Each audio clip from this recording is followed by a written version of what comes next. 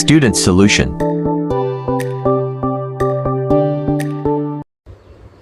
बिस्मिल्लाहिर्रहमानिर्रहीम। अल्लाहुम्मा सल्लि अला मुहम्मदिन व आले मुहम्मद व अज्जिल फ़रजहुम। अस्सलामु अलैकुम डियर स्टूडेंट्स, क्या हाल हैं? उम्मीद है आप सब ठीक होंगे। स्टूडेंट, आज हम national book foundation new book जो है 9th क्लास की, इसका इंशाल्लाह सेकंड लास्ट टॉपिक हम डिस्कस कर रहे हैं। तो आज का स्टूडेंट्स जो हमारा टॉपिक है that is about precision and accuracy. तो स्टूडेंट, अगर हम बात करते हैं प्रिसिशन और एक्यूरेसी की, तो प्रिसिशन क्या है और एक्यूरेसी क्या है, तो यहाँ पे हम ये कह सकते हैं कि precision and accuracy both are very important factors in determining the validity of a measurements और एक्सपेरिमेंटल वैल्यूज़। कि जब भी हम किसी मेजरमेंट्स को या अपने तजुर्बाती नताइज को अखज़ कर रहे होते हैं तो उसके अंदर प्रिसिशंस और एक्यूरेसी दोनों इम्पोर्टेंट फैक्टर होते हैं। तो स्टूडेंट्स, पहले हम देखेंगे कि प्रिसिशंस और एक्यूरेसी की मेन डेफिनेशन मेजर जो है, फिर इनके डिफरेंसेस हैं कुछ, और इंशाल्लाह फिर हम एक सिंपल सी डायग्राम की मदद से भी इनको बताएंगे। तो यहाँ पे हम बात करते हैं, पहले एक्यूरेसी से हम लेते हैं। अगर एक्यूरेसी की हम बात करें तो accuracy shows how close results are to the true और रियल वैल्यू। एक्यूरेसी ये शो करती है कि जो रियल वैल्यू है, एस्टिमेटेड वैल्यू है, आपके रिज़ल्ट्स उसके कितना क्लोज आ रहे हैं।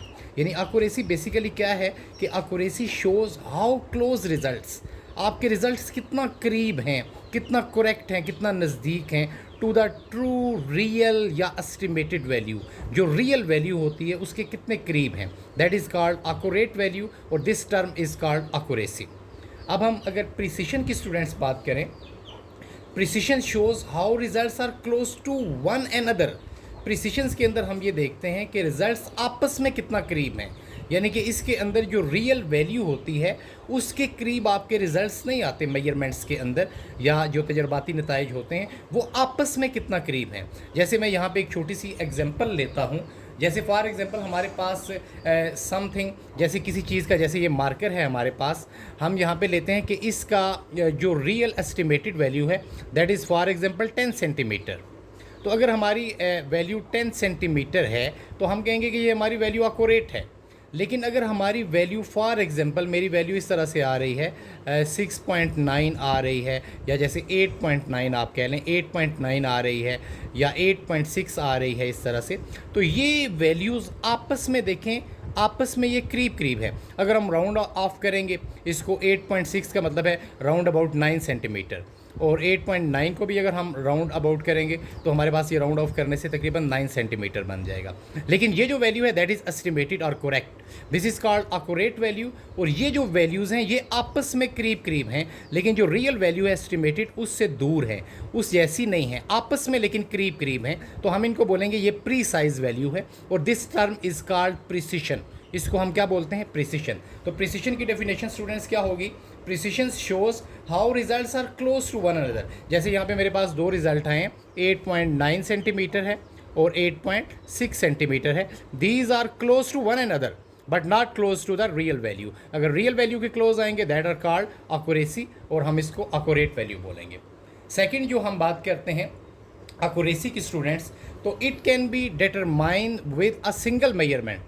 आप एक ही मेजरमेंट के अंदर एक्यूरेट वैल्यू को फाइंड कर सकते हैं, जस्ट एक ही मेजरमेंट के अंदर। लेकिन अगर हम प्रीसाइज वैल्यू लेंगे तो इट नीड्स सेवरल मेजरमेंट्स। इसके अंदर हमारे पास बहुत सारी मेजरमेंट्स लेनी पड़ेंगी, और फिर उसमें से जो एस्टिमेटेड के करीब होगी या बार बार जो रिपीटेड टर्म होगा हम उसको एक्सेप्ट करेंगे।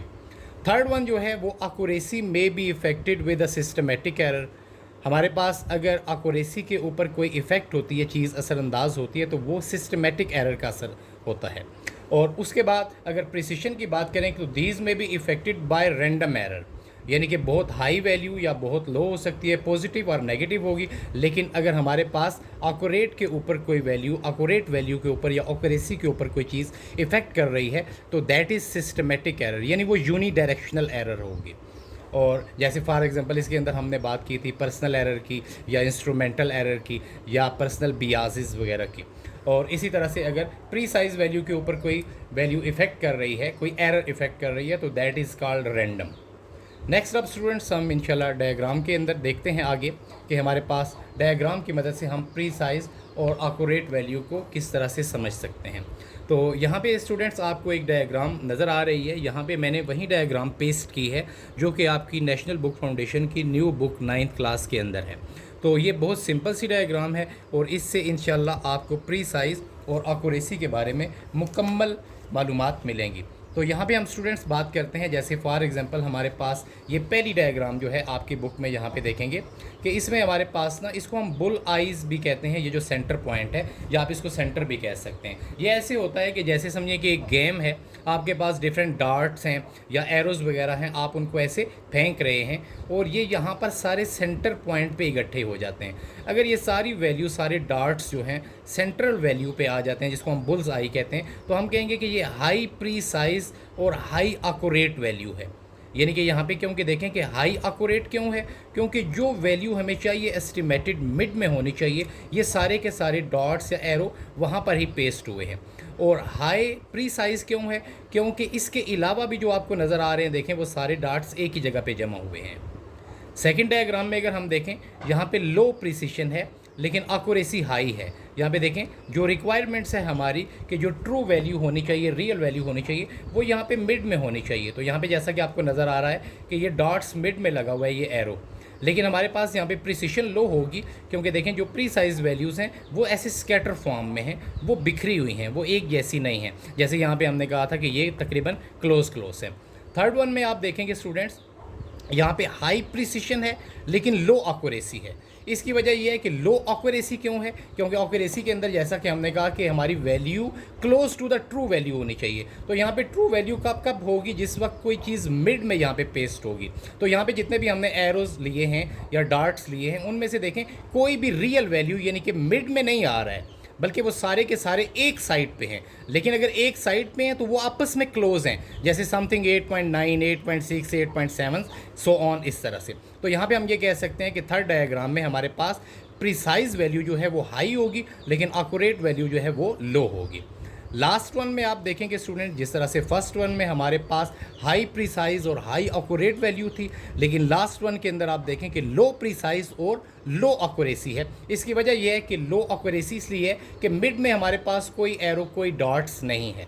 लेकिन यहाँ पर देखें जो बाकी स्कैटर फॉर्म में आपको नज़र आ रहे हैं ये भी आपस में क्लोज नहीं है, यानी कि इस तरह से नहीं है। तो हम ये कह सकते हैं कि यहाँ पर ना हमारे पास हाई एक्यूरेसी है और ना हाई हमारे पास प्रीसाइज वैल्यू है। तो उम्मीद है स्टूडेंट्स कि आपको ये वीडियो के अंदर जो हमने लेक्चर की बात की है प्रिसिशंस और एक्यूरेसी की, ये समझ आया होगा। फिर भी अगर इसमें कोई एरर्स हैं तो आप कमेंट्स बॉक्स में ज़रूर रिप्लाई करें और हमारे चैनल को सब्सक्राइब करें।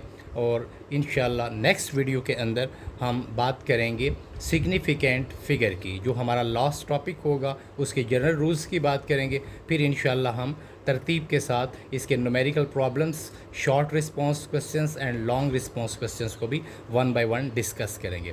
तब तक के लिए अल्लाह हाफिज़। Thanks for watching. Thanks for watching.